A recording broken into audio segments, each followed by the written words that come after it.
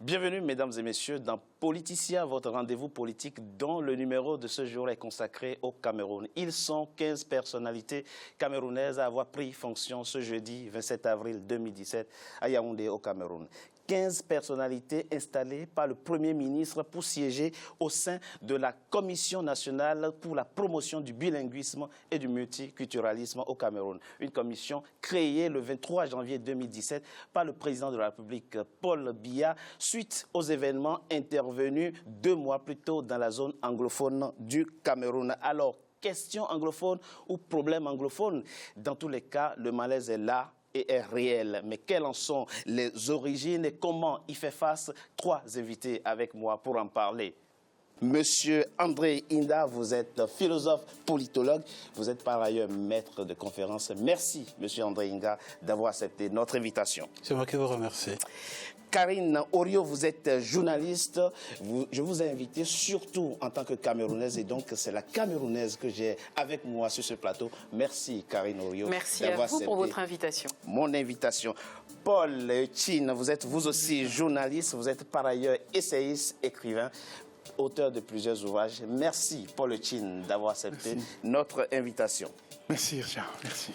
Qu'ils soient de Bamenda, de Limbe, de Yaoundé ou d'ailleurs, les Camerounais anglophones et francophones ont vocation à vivre les uns avec les autres et non les uns à côté des autres. Mais le vivre ensemble entre communautés linguistiques se trouve heurté souvent à des obstacles aux origines très lointaines, comme nous le montre ce sujet de la rédaction signé Aminata Diak. La scission du Cameroun remonte à l'après-première guerre mondiale. Le pays, alors sous protectorat allemand, passe sous la tutelle de la France pour sa partie orientale et la Grande-Bretagne côté occidental. Le 1er janvier 1960, le Cameroun, sous administration française, accède à l'indépendance sous l'appellation de République du Cameroun. Nous sommes le 1er octobre 1961. Un an après la proclamation d'indépendance, le pays fête sa réunification avec le Cameroun occidental. Après plus de 40 années de séparation, nous reformons aujourd'hui une même famille, une même nation, un même État. Que ce jour heureux soit un jour d'allégresse pour tous les Camerounais qui croient en leur pays, qui aiment leur patrie. En moins de 2 ans, ils auront atteint les 2 objectifs essentiels qu'ils s'étaient fixés, l'indépendance et la réunification.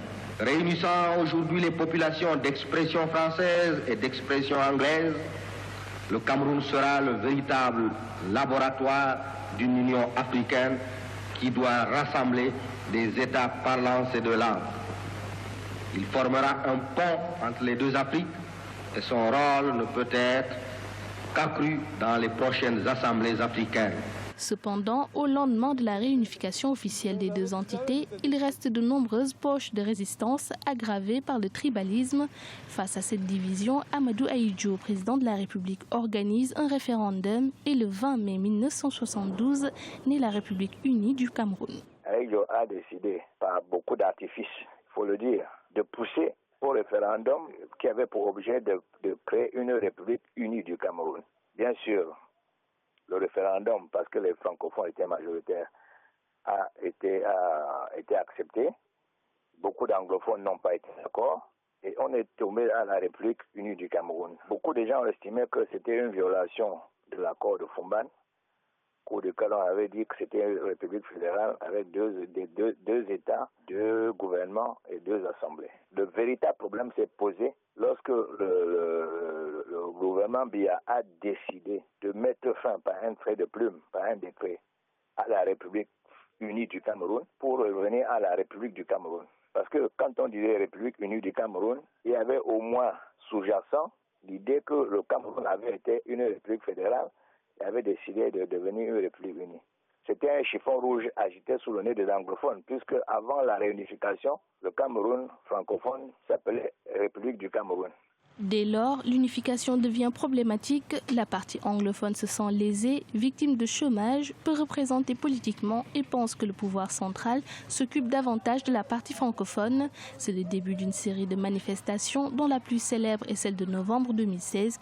En effet, les avocats anglophones protestent contre la non-traduction des lois et des documents juridiques en anglais et la nomination de juristes dans les 2 régions anglophones qui ne maîtrisent pas la langue anglaise.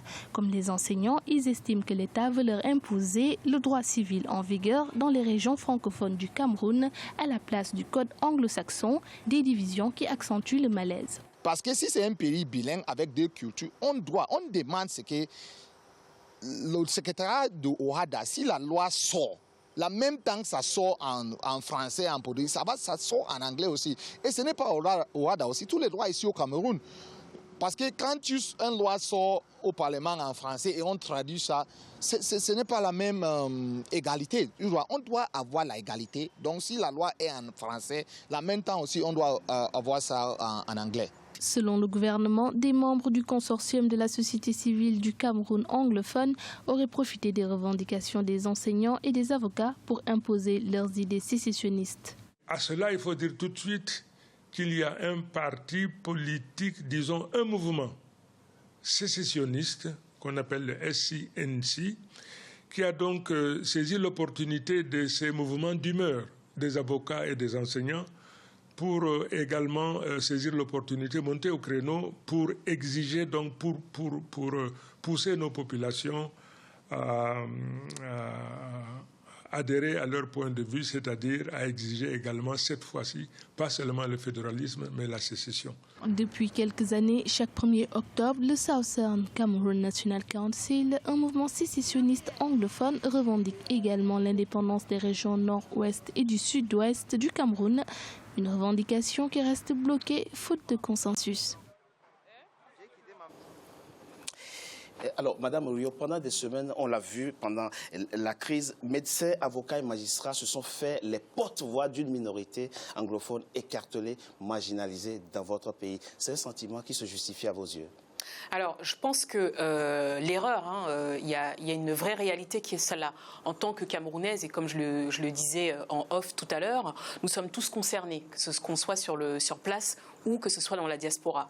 C'est une corporation qui a commencé d'abord par une grogne sociale, parce qu'elle revendiquait une traduction. Il y a un manque criant, effectivement, dans notre pays, de politique culturelle. Donc, évidemment, le fait que ce soit instrumentalisé, là, j'ai mis une réserve. Parce que vous parlez déjà d'instrumentalisation. Il y a eu une instrumentalisation, bien sûr, parce qu'au début, ce que ces avocats demandaient, ce qui était normal, c'est une traduction des textes, pour que ce soit pratique. Donc, ils ne l'avaient pas, c'est une inégalité. En tant que Camerounais, peu importe qu'on soit dans la zone francophone ou anglophone, c'est une réalité qui doit être en tout cas résolue par le pouvoir. Donc leur grogne, si vous voulez, était naturelle pour moi et normale, entendu. L'instrumentalisation, là, ça devient autre chose. Voilà. Est-ce que la réalité qui sont marginalisés, vos compatriotes de la zone anglophone, est-ce que c'est quelque chose que vous partagez, est-ce que c'est quelque chose que vous comprenez? Oui, parce que depuis que nous sommes enfants, on nous a toujours dit que le Cameroun était bilingue. Là, dans le sujet que vous venez de montrer, on nous a dit que ça remonte à la colonisation. On a une histoire qu'on nous a vendue, qui est une histoire magnifique, un projet politique magnifique, un pays unique qui doit représenter l'Afrique. Sauf que la réalité est tout autre. Quand vous êtes en zone francophone, vous n'êtes pas obligé de parler anglais. Alors que les 20% de la population, eux, qui sont anglophones, qui est anglophone, est obligé de faire l'effort de s'exprimer en français. Je pense qu'il n'y a pas eu une véritable politique nationale en termes de bilinguisme qui s'est appliquée dans notre pays sous prétexte qu'ils ne sont que 20%. C'est une erreur. La commission qui vient d'être installée, justement, va se donner pour mission de renforcer cette intégration. Alors, monsieur Inda, que ce soit à l'occasion du référendum de 1961 comme à l'occasion de celle de 1972, les anglophones ont exprimé et de bonne foi leur souhait de participer à la construction d'un Cameroun uni. Est-ce qu'aujourd'hui, on peut dire que ce projet a réussi dans votre pays? Écoutez, d'abord, avant de répondre directement à votre question, je voudrais dire mon sentiment aussi de douleur, de difficulté par rapport à ce qui se passe au Cameroun. Je pense que ce qui se passe là-bas est relativement grave et je suis tout à fait solidaire de la difficulté et de la douleur qu'expriment certains de mes compatriotes. Maintenant, pour répondre directement à votre question, je crois qu'il faut faire la part des choses. La première chose d'abord qu'il faut avoir à l'esprit, c'est qu'il y a une origine historique qui est liée, si vous voulez, à la relation entre la communauté anglophone et la communauté francophone. Et cette relation historique qui commence en 1961, qui est formalisée en 1961 avec la République fédérale qui est mise en place, et qui se prolonge avec le référendum en 1972. Soit idiot, tout à fait. Il faut bien avoir à l'esprit qu'au moment où a lieu ce référendum, la communauté anglophone, en tout cas une partie de la communauté anglophone, a le sentiment d'avoir été trompée. Trompé par rapport à quoi? Par rapport à quel objectif? À quelle aspiration? Par rapport à l'évolution, justement, de la forme de la République. Donc, quel était le souhait, très rapidement? Leur souhait, c'était de rester dans une République fédérale. Donc, à partir du moment où on passe à la République unie, eh bien, il y a une évolution qui, pour eux, est une évolution majeure. Mais ça, c'est une chose. S'il vous plaît. Voilà. La deuxième chose qu'il faut également avoir à l'esprit, c'est que derrière ce sentiment que voilà, les choses ne se sont pas tout à fait passées dans les règles, il y a une profonde conviction de l'idée que, et elle est justifiée ou pas, ça c'est un débat, qui part de l'idée que il y a une volonté hégémonique de la communauté francophone, parce qu'elle est majoritaire en termes de nombre, en termes numériques, oui, sur la communauté anglophone. Hégémonie, et concrètement, ça veut dire quoi? Ça se traduit par quoi, cette hégémonie? Non, d'abord, je n'ai pas dit que c'est la réalité. Mais c'est le sentiment, oui. C'est le sentiment. Oui, vous étiez en train de décrire un ressenti. C'est un ressenti et il faut bien faire la part des choses. Absolument. Parce que dans ce débat, justement, il y a beaucoup de parts de ressenti et de perception, et puis il y a aussi la réalité. Et les deux ne vont pas nécessairement ensemble. Le fait d'avoir la conviction ou le sentiment qu'on est dominé ne signifie pas que dans la réalité, c'est le cas. Moi, j'ai envie de dire... S'il vous plaît, très rapidement. Oui, très rapidement. J'ai envie de dire que le projet de la relation entre les deux communautés... Pour faire un Cameroun uni. Pour faire un Cameroun uni, c'est un magnifique projet qui, malheureusement, comme tous les projets, a ses lacunes, a ses difficultés, mais il ne faut pas tout mélanger. Je pense qu'il faut retenir le projet. D'accord. Paul Lechin, et pendant les manifestations en novembre 2016, on a pu lire sur des pancartes « We want water », nous voulons de l'eau, « We want roads », nous voulons des routes. Il y a de nombreux pays sur le continent où les disparités sont frappantes d'une région à l'autre. Disparités en termes de déploiement de l'État et des services publics, en termes d'infrastructures. Qu'est-ce qui fait que spécifiquement les problèmes dans la zone anglophone sont plus rattachés à l'identité linguistique plutôt que, disons les choses, à l'insuffisance de l'État jacobin? Oui. Si vous voulez dire juste un mot sur l'histoire que les deux ont évolué, c'est quand même que pour les non-camerounais, cette histoire-là date de 1919, quand les Allemands ont perdu la première guerre, on a donné le Camerounais divisé en deux, à la France et à l'Angleterre, 15% pour l'Angleterre et 80% pour et 80% pour les anglophones. Oui. Et, les francophones. Voilà. Et la formule fédérale de départ,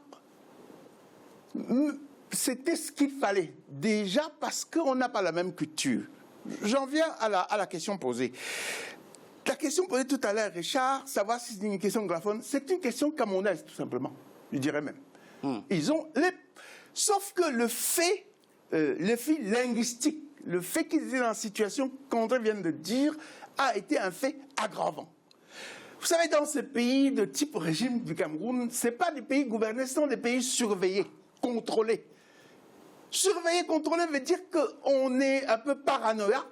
À moindre incendie, on attrape les chars pour tuer les mouches ou les machins comme ça là, parce qu'on n'est pas sûr de soi. On a peur que l'incendie prenne. Et on panique, on fait un peu n'importe quoi. C'est cette raison-là, parce que ce qui se passe dans cette partie du Cameroun, malheureusement, vous allez à l'est du pays, au nord. Oui. Parfois, c'est pire au nord et à l'est. Qu'est-ce qui est pire? Dites-nous. La situation, la distinction, la non-gouvernance ou la très mauvaise gouvernance depuis 60 ans. Malheureusement. Si le pays, en démocratie, quand il y a des problèmes, débat, ça permet aux gens de dire ce qui ne va pas. Et on débat, on discute, l'opinion sincère, les gens sincères, les partis politiques sincères, pour que, et le gouvernement, et donc, c'est son boulot, de régler le problème dont il est question. Dans les pays non démocratiques, ça fait toujours rire quand j'entends les Camerounais. C'est un pays de droit. Paul Etienne, pourquoi conçoit-on les problèmes à travers le prisme linguistique et identitaire? C'est un fait aggravant. Ça veut dire que peut-être le problème a été tout simplement un peu mis en réserve depuis longtemps. Parce qu'ils n'ont jamais accepté le fait, par exemple, qu'on ait supprimé. Il a dit tout à l'heure qu'on a trompé. C'est pire que ça. C'est-à-dire, ils ont été enroulés, enfarinés même. Vous savez, je rappelle que les Camerounais francophones sont nés, on vient de la France. Dis-moi qui t'a colonisé, je te dirai comment tu te comportes comme gouvernant, un peu si j'ose dire. Les autres se sont fait, ils se sont rendus compte qu'on n'a pas respecté ce qu'on a prévu au départ. N'oubliez pas qu'ils ont la culture anglaise. Ils ont la culture anglaise. C'est-à-dire avec la culture politique on reviendra plus installée que sur les réponses. On reviendra effectivement sur les réponses qu'apporte le gouvernement. Madame Oriot, la précarité sociale serait aussi une circonstance aggravante pour des revendications finalement identitaires qui remontent à l'époque coloniale. Alors, moi, je nuancerais en tout cas mes propos, contrairement à ce que vient de dire M. Paul Etienne. Il a soulevé des problèmes qui sont assez importants. Mais je ne regarderai pas sous le prisme forcément des gouvernants et des pays développés. On a des déserts médicaux, par exemple, aussi. Absolument, en France, on a des grognes sociales. Maintenant, comparaison n'étant pas raison, revenons au cas du Cameroun. Je pense que la grogne précisément des avocats qui sont dans cette région-là, c'est un problème qui est entendable, dans le sens où ils disent bien qu'ils ont des difficultés. Dans la réalité, ils ont besoin ou des traducteurs... Plus que leurs collègues francophones. Mais plus que leurs problèmes francophones. Outre la question de la traduction tout à des fait. documents. Donc là, ça pose effectivement la question de la langue. C'est-à-dire qu'on n'a pas fait le nécessaire. Maintenant, les contestations sociales, quand on réclame des routes, on réclame effectivement des infrastructures, c'est tout le pays. Effectivement, je veux dire, même Yaoundé, qui est la capitale de notre cher pays, n'est pas... Il y a des endroits où les routes sont complètement dans un état piteux. Donc ça veut dire que tout le monde devrait se lever. Non, je nuancerai les propos. Donc je ne pense pas que ça justifie effectivement. Je pense qu'il y a une instrumentalisation. On est dans une réalité, c'est pas normal qu'il n'y ait pas de route, qu'il n'y ait pas d'infrastructure. Maintenant, il faut pas dans tous les cas, dans la deuxième partie de notre émission, nous ferons l'archéologie des mesures entreprises par le gouvernement camerounais pour faire face justement à cette revendication de la partie anglophone de votre pays. Mais ça, ce sera après une courte pause. À tout de suite.